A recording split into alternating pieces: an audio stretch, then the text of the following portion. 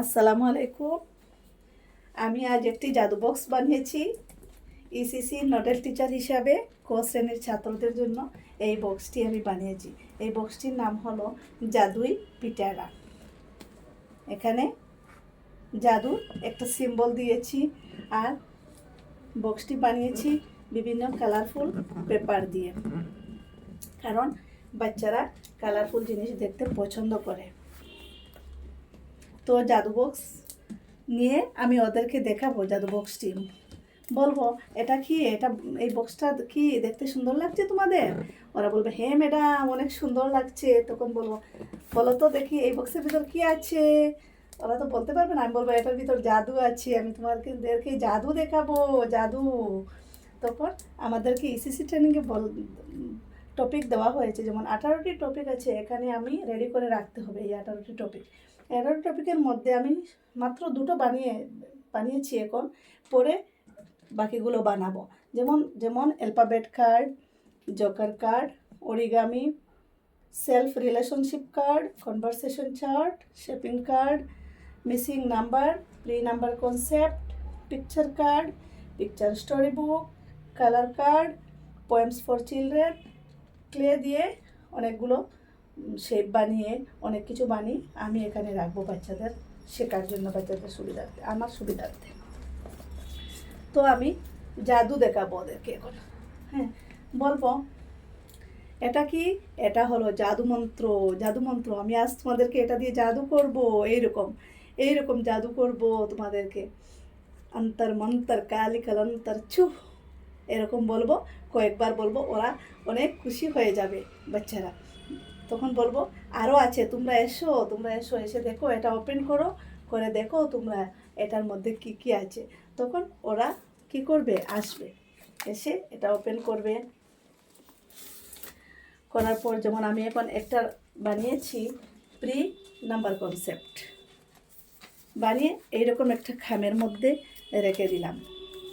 বাকিগুলো এরকম করব আমি।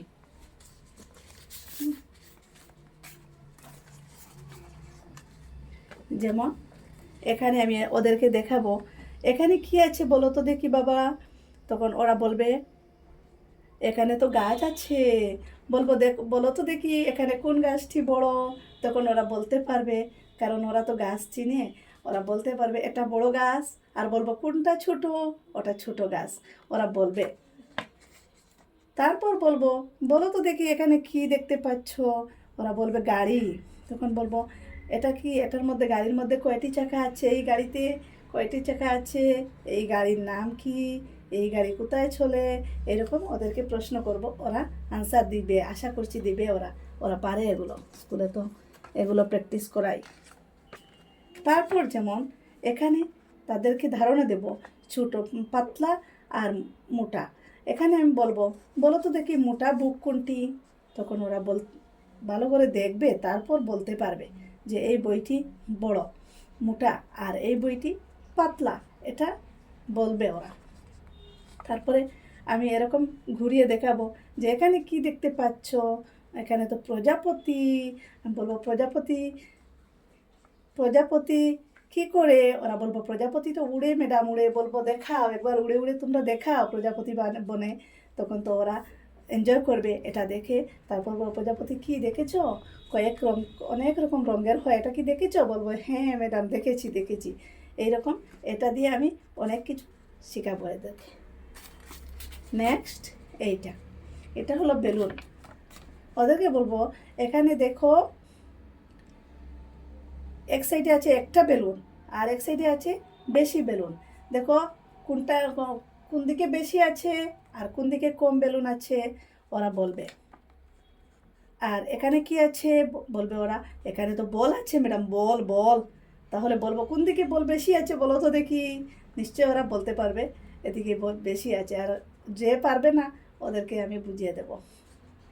এইরকম আমরা ছোটো বাচ্চাদেরকে শেখাবো। ওদেরকে কি হয় জানেন, টিএলএমের মাধ্যমে শেখালে এদের এদের তারা ইজিলি এরা ক্যাচ করতে পারে, ইজিলি শিখতে পারে, আর ওদের ভালো লাগে, স্কুলে আসার অনেক আগ্রহ জন্মে। ঠিক আছে।